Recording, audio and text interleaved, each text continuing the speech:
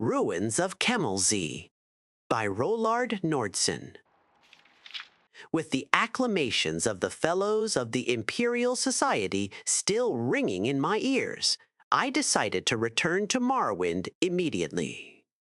It was not without some regret that I bade farewell to the fleshpots of the Imperial City. But I knew that the wonders I had brought back from Makai had only scratched the surface of the Dwemer ruins in Morrowind. Even more spectacular treasures were out there, I felt, just waiting to be found, and I was eager to be off. I also had before me the salutary example of poor Bannerman, who was still dining out on his single expedition to Black Marsh 20 years ago. That would never be me, I vowed. With my letter from the Empress in hand, this time I would have the full cooperation of the Imperial authorities. No more need to worry about attacks from superstitious locals. But where should I look next? The ruins at Kemel-Ze were the obvious choice. Unlike Makai, getting to the ruins would not be a problem. Also known as the Cliff City, Kemel-Ze lies on the mainland side of the Vardenfell Rift, sprawling down the sheer coastal cliff. Travelers from the east coast of Vardenfell often visit the site by boat, and it can also be reached overland from the nearby villages without undue hardship. Once my expedition had assembled in Seyda-Neen, with the usual tedious complications involved in operating in this half-civilized land, we set out for the village of Morag near the ruins, where we hoped to hire a party of diggers. My interpreter, Twen Panai, an unusually jolly fellow for a dark elf who I had hired in Seyda-Neen at the recommendation of the local garrison commander, assured me that the local villagers would be very familiar with Kemel-Ze, having looted the site for generations. Incidentally, Tenpenny, as we soon came to call him, to his constant amusement, proved invaluable, and I would recommend him without hesitation to any of my colleagues who were planning similar expeditions to the wilds of Morrowind. At Morag, we ran into our first trouble. The hetman of the village, a reserved, elegant old fellow, seemed willing to cooperate. But the local priest, a representative of the absurd religion they have here, worshipping something called the Tribunal, who they claim actually live in palaces in Morrowind, was fervently against us excavating the ruins. He looked likely to sway the villagers to his side with his talk of religious taboos. But I waved the Empress's letter under his nose and mentioned something about my friend, the garrison commander at Seyda-Neen, and he quieted right down. No doubt, this was just a standard negotiating tactic arranged among the villagers to increase their pay. In any event, once the priest had stalked off muttering to himself, no doubt calling down curses upon the heads of the foreign devils, we soon had a line of villagers eager to sign on to the expedition. While my assistant was working out the mundane details of contracts, supplies, etc., Master Arum and I rode on to the ruins. By land, they can only be reached using narrow paths that wind down the face of the cliff from above, where any misstep threatens to send one tumbling into the sea, foaming about the jagged rocks below. The city's original entrance to the surface must have been in the part of the city to the northeast, the part that fell into the sea long ago when the eruption of Red Mountain created this mind-bogglingly vast crater. After successfully navigating the treacherous path, we found ourselves in a large chamber, open to the sky on one side, disappearing into the darkness on the other. As we stepped forward, our boots crunched on piles of broken metal, as common in dwarven ruins as potsherds in other ancient sites. This was obviously where the looters brought their finds from deeper levels, stripping off the valuable outer casings of the dwarven mechanisms and leaving their innards here. Easier than lugging the intact mechanisms back up to the top of the cliff. I laughed to myself. thinking of the many warriors unwittingly walking around Tamriel with pieces of dwarven mechanisms on their backs. For that, of course, is what most dwarven armor really is, just the armored shells of ancient mechanical men. I sobered when I thought of how exceedingly valuable an intact mechanism would be. This place was obviously full of dwarven devices, judging from the litter covering the floor of this vast chamber. Or had been, I reminded myself. Looters had been working over this site for centuries. Just the casing alone would be worth a small fortune, sold as armor. Most dwarven armor is made of mismatched pieces from various devices, hence its reputation for being bulky and unwieldy.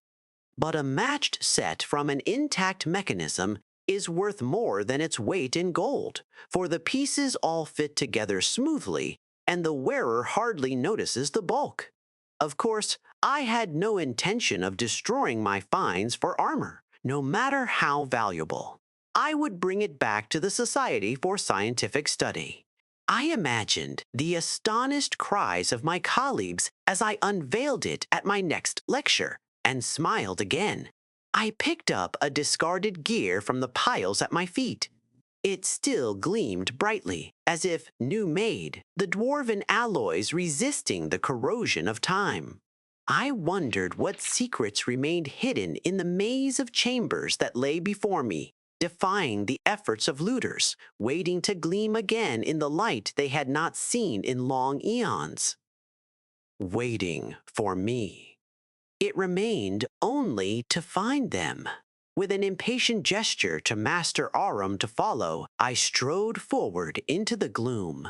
Master Arum, Tenpenny, and I spent several days exploring the ruins while my assistants set up camp at the top of the cliff and hauled supplies and equipment from the village. I was looking for a promising area to begin excavation, a blocked passage or corridor untouched by looters that might lead to completely untouched areas of the ruins. We found two such areas early on, but soon discovered that the many winding passages bypassed the blockage and gave access to the rooms behind. Nevertheless, even these outer areas, for the most part, stripped clean of artifacts by generations of looters, were full of interest to the professional archaeologist. Behind a massive bronze door, burst from its hinges by some ancient turmoil of the earth, we discovered a large chamber filled with exquisite wall carvings, which impressed even the jaded Tenpenny, who claimed to have explored every dwarven ruin in Morrowind. They seemed to depict an ancient ritual of some kind, with a long line of classically bearded dwarven elders processing down the side walls, all seemingly bowing to the giant form of a god carved into the front wall of the chamber, which was caught in the act of stepping forth from the crater of a mountain in a cloud of smoke or steam. According to Master Arum, there are no known depictions of dwarven religious rituals, so this was an exciting find indeed. I set a team to work prying the carved panels from the wall, but they were unable to even crack the surface. On closer examination, the chamber appeared to be faced with a metallic substance with the texture and feel of stone, impervious to any of our tools. I considered having Master Arum try his blasting magic on the walls, but decided that the risk of destroying the carvings was too great. Much as I would have preferred to bring them back to the Imperial City, I had to settle for taking rubbings of the carvings. If my colleagues in the society showed enough interest, I was sure a specialist could be found, perhaps a master alchemist who could find a way to safely remove the panels. I found another curious room at the top of a long winding stair, barely passable due to the fall of rubble from the roof. At the top of the stair was a domed chamber with a large ruined mechanism at its center. Painted constellations were still visible in some places on the surface of the dome. Master Arum and I agreed that this must have been some kind of observatory, and the mechanism was therefore the remains of a dwarven telescope. To remove it from ruins down the narrow stairway would require its complete disassembly, which fact, no doubt, had preserved it from the attention of looters. So I decided to leave it in place for the time being. The existence of this observatory suggested, however, that this room had once been above the surface. Closer examination of the structure revealed that this was indeed a building, not an excavated chamber. The only other doorways from the room were completely blocked, and careful measurements from the top of the cliff to the entry room and then to the observatory revealed that we were still more than 250 feet below the present ground level, a sobering reminder of the forgotten fury of Red Mountain. This discovery led us to focus our attentions downward. Since we now knew approximately where the ancient surface lay, we could rule out many of the higher blocked passages.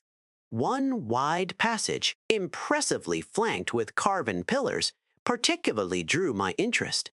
It ended in a massive rockfall, but we could see where looters had begun and then abandoned a tunnel through this debris. With my team of diggers and Master Arum's Magari to assist, I believed we could succeed where our predecessors had failed. I therefore set my team of dark elves to work on clearing the passage, relieved finally to be beginning the real exploration of Kemel-Ze. Soon, I hoped, my boots would be stirring up dust that had lain undisturbed since the dawn of time. With this exciting prospect before me, I may have driven my diggers a bit too hard. Tenpenny reported that they were beginning to grumble about the long days and that some were talking of quitting.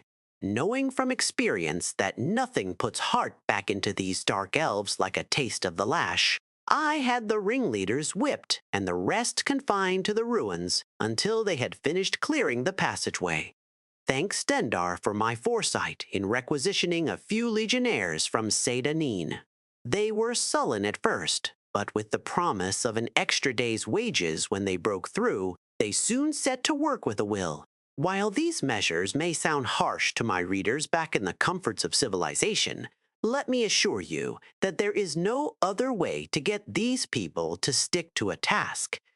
The blockage was much worse than I had first thought, and in the end it took almost 2 weeks to clear the passage.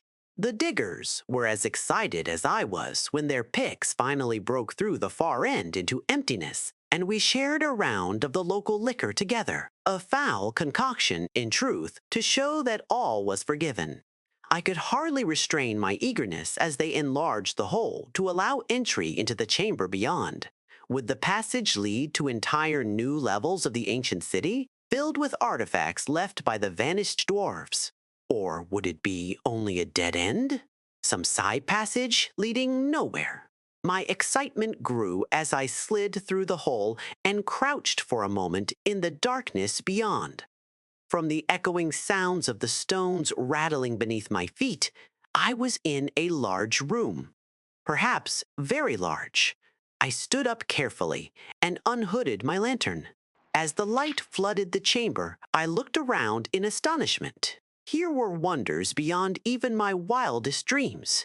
As the light from my lamp filled the chamber beyond the rock fall, I looked around in astonishment. Everywhere was the warm glitter of dwarven alloys. I had found an untouched section of the ancient city. My heart pounding with excitement, I looked around me. The room was vast, the roof soaring up into darkness beyond the reach of my lamp, the far end lost in shadows with only a tantalizing glimmer hinting at treasures not yet revealed.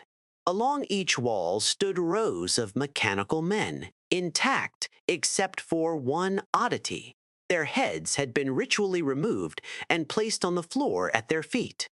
This could mean only one thing. I had discovered the tomb of a great dwarven noble, maybe even a king. Burials of this type had been discovered before, most famously by Ransom's expedition to Hammerfell, but no completely intact tomb had ever been found. Until now.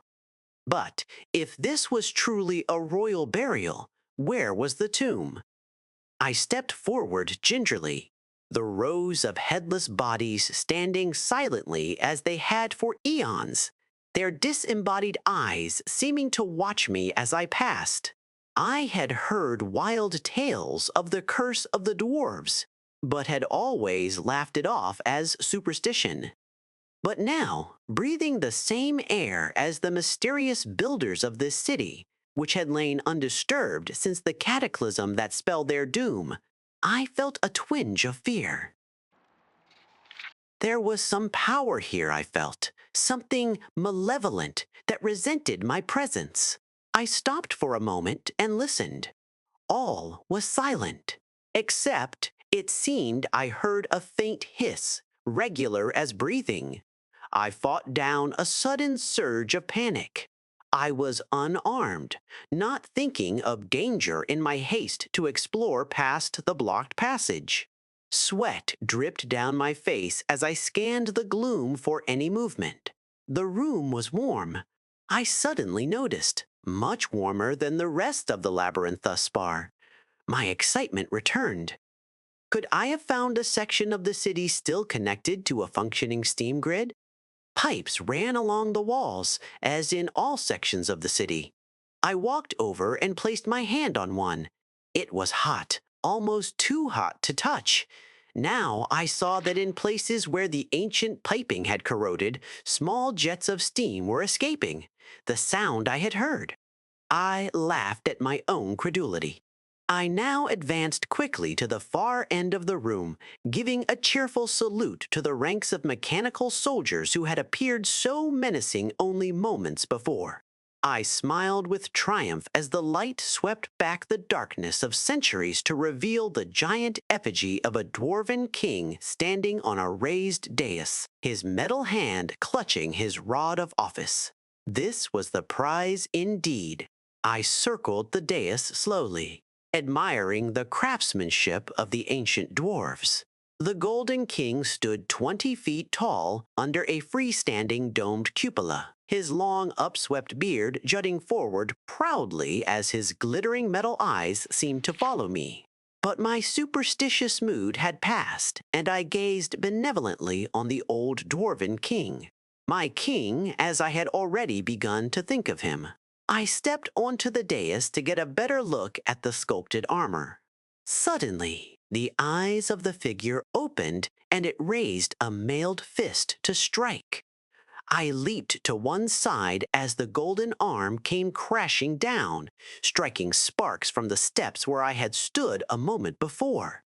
With a hiss of steam and the whir of gears, the giant figure stepped ponderously out from under its canopy and strode towards me with frightening speed, its eyes tracking me as I scrambled backwards. I dodged behind a pillar as the fist whistled down again. I had dropped my lantern in the confusion, and now I crept into the darkness outside the pool of light, hoping to slip between the headless mechanisms and thus escape back to the safety of the passageway. Where had the monster gone? You would think that a 20-foot golden kind would be hard to miss, but he was nowhere to be seen. The guttering lamp only illuminated a small part of the room. He could be hiding anywhere in the gloom. I crawled faster. Without warning, the dim ranks of dwarven soldiers in front of me went flying as the monstrous guardian loomed before me. He had cut off my escape. As I dodged backwards, blow after blow whistled down as the implacable machine followed me relentlessly, driving me into the far corner of the room. At last, there was nowhere left for me to go. My back was to the wall. I glared up at my foe, determined to die on my feet. The huge fists lifted for one final blow. The room blazed with sudden light.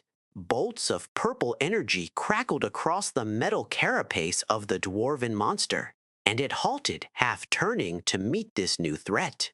Master Aram had come. I was about to raise a cheer when the giant figure turned back to me, unharmed by the lightning bolt hurled by Master Aram, determined to destroy this first intruder. I shouted out, "Steam! Steam!" as the giant raised his fist to crush me into the floor. There was a hiss and a gust of bitter cold, and I looked up. The monster was now covered with a shell of ice, frozen in the very moment of dispatching me. Master Aram had understood. I leaned against the wall with relief. The ice cracked above me. The giant golden king stood before me, the shell of ice falling away, his head swiveling towards me in triumph.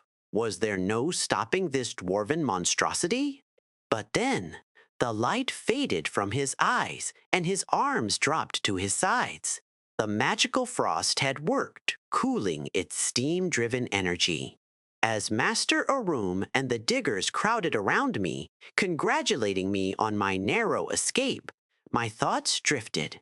I imagined my return to the Imperial City, and I knew that this would be my greatest triumph yet. How could I possibly top this find? Perhaps it was time to move on. Recovering the fabled Eye of Argonia, now that would be a coup. I smiled to myself, reveling in the glory of the moment, but already planning my next adventure.